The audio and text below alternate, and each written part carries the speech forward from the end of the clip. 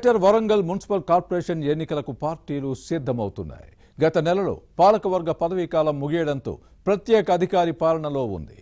ఎన్నికలు ఎప్పుడు జరుగుతాయనే అంశంపై స్పష్టత లేకపోయినా పార్టీలు ప్రతివ్యూహాలతో ముందుకు సాగుతున్నాయి. అభివృద్ధి సంక్షేమాన్ని కాంగ్రెస్ నమ్ముకుంటే రాష్ట్ర ప్రభుత్వ వైఫల్యాలను ఎండగట్టి లబ్ధి పొందాలన్న ప్రయత్నంలో బీఆర్ఎస్, బీజేపీ నాయకత్వాలున్నాయి. గ్రేటర్ మున్సిపల్ కార్పొరేషన్ ఎన్నికల కోసం పార్టీల స్ట్రాటజీలపై ఇన్సైడ్ స్టోరీ. తెలంగాణలో వరంగల్ రెండో అతిపెద్ద నగరపాలక సంస్థ. గ్రేటర్ వరంగల్ మున్సిపల్ కార్పొరేషన్ ఎన్నికలకు పార్టీలు సన్నద్దమవుతున్నాయి. ఇక్కడ జెండా ఎగురవేయాలన్న లక్ష్యంతో అన్ని పార్టీలు వ్యూహాత్మకంగా వ్యవహరిస్తున్నాయి. దీంతో రాజకీయ వేడి పెరుగుతోంది. గత ఎన్నికల్లో పట్టు కోల్పోయిన స్థానాలను తిరిగి చేజిక్కించుకోవాలన్న లక్ష్యంతో కాంగ్రెస్ పనిచేస్తోంది. గత నెల 6తో పాలకవర్గం పదవీ కాలం ముగియటంతో ప్రత్యేకాధికార పాలనలో ఉంది. 2021 జనవరిలో జరిగిన గ్రేటర్ ఎన్నికల్లో 66 డివిజన్లకు గాను బీఆర్ఎస్ 48 స్థానాల్లో విజయం సాధించి మేయర్ పీఠాన్ని కైవసం చేసుకున్న కాంగ్రెస్ అధికారంలోకి వచ్చిన తర్వాత ఫ్లేటు ఫిరాయించారు. ఇక్కడ డివిజన్లను 66 నుంచి 100కు పెంచాలనే డిమాండ్ వస్తోంది. తమ ప్రభుత్వంలో జరుగుతున్న అభివృద్ధితో పాటు బీఆర్ఎస్ వైఫల్యాలను ప్రజల్లోకి తీసుకెళ్లి సానుకూలతను పెంచుకునే ప్రయత్నంలో హస్తం పార్టీ ఉంది. ప్రభుత్వం అమలు చేస్తున్న సంక్షేమ పథకాలు, ఇందిరమ్మ ఇళ్లు, ఆర్టీసీ బస్సుల్లో మహిళలకు ఉచిత ప్రయాణం, గృహజ్యోతి, గృహలక్ష్మి పథకాలను ప్రజల్లోకి తీసుకెళ్లి పరిస్థితిని తమకు అనుకూలంగా మలుచుకోవాలని ప్రయత్నిస్తోంది. ఇక కాంగ్రెస్ లో అంతర్గత విభేదాలు కామన్.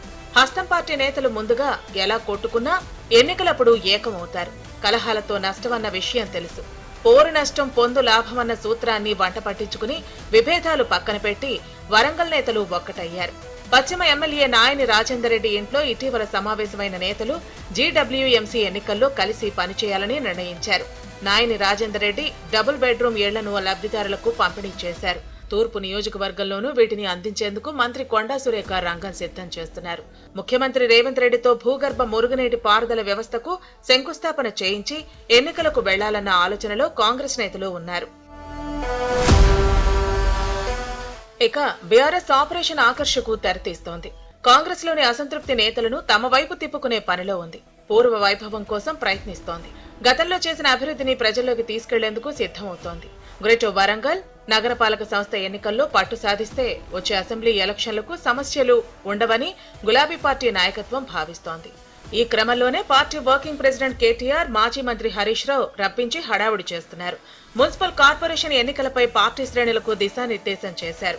ఇక తెలంగాణ అమరుల కుటుంబాలకు పెన్షన్లు, సామాజిక పెన్షన్ల మొత్తం పెంపు, కళ్యాణలక్ష్మి లబ్ధిదారులు, తులం బంగారం, మహిళలకు ఆర్థిక సాయం వంటి హామీ అమల్లో కాంగ్రెస్ వైఫల్యాలను ఎండగట్టిన బీఆర్ఎస్ నేతలు రాజకీయ వేడిని పెంచారు.